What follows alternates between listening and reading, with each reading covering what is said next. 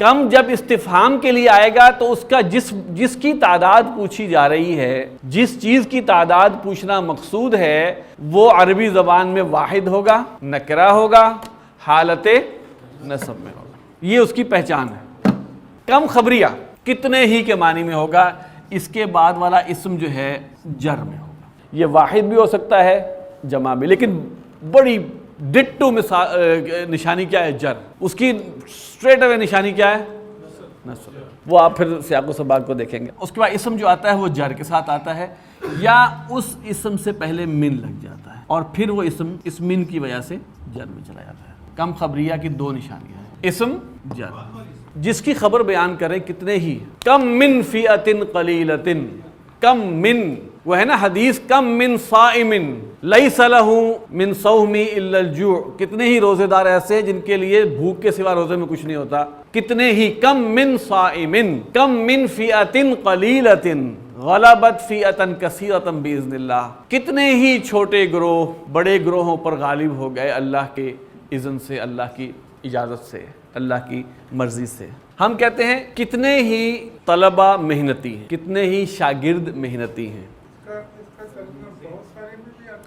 اصل میں مقصود تعداد مطلب کتنے ہی محنتی ہیں، جی بہت سارے محنتی ہیں، یہ اسلوب ہے بیان کرنے کا۔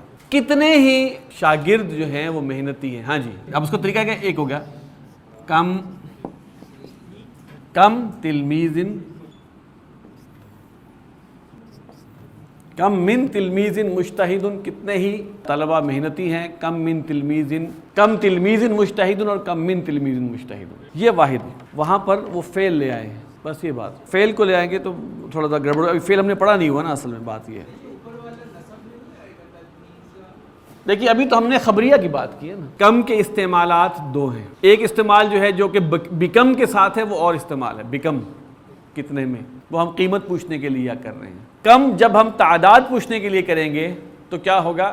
جس کی تعداد پوچھی جا رہی ہے وہ واحد ہوگا، نکرہ ہوگا، نصب میں ہوگا۔ اگر اس کم کو ہم عموم کے لیے کسی چیز کی زیادتی بتانے کے لیے کر رہے ہیں کہ کتنے ہی، تو وہ کم خبریہ کہلائے گا، اور جس کی وہ تعداد بتائی جا رہی ہے وہ جر میں ہوگا بلا وجہ، یا جر میں ہوگا من کے ساتھ، خلاص۔ اس کے علاوہ کوئی اور چیز آپ نے ابھی نہیں کرنی۔ اور اس میں یہی ہے کہ ہم یہ ہم اس لیے کر رہے ہیں، قرآن مجید میں اس طرح استعمال ہو رہے ہیں، ہمارے علم میں یہ ہوں، اس میں کوئی قاعدہ قانون اس طرح کا نہیں ہے، لہذا اس کو بھی اسی وکیبلری ہی کی حد تک رکھیں۔ جیسے ہم نے آپ کو ایون اور ایتن کے بارے میں بتایا کہ وہ مضاف استعمال ہوتے ہیں، اور من کے بارے میں وہ مضاف الیہ کے طور پہ بھی استعمال ہوتا ہے، بس اس حد تک رکھیں، اس سے آگے مزید ابھی نہ جائیں آپ۔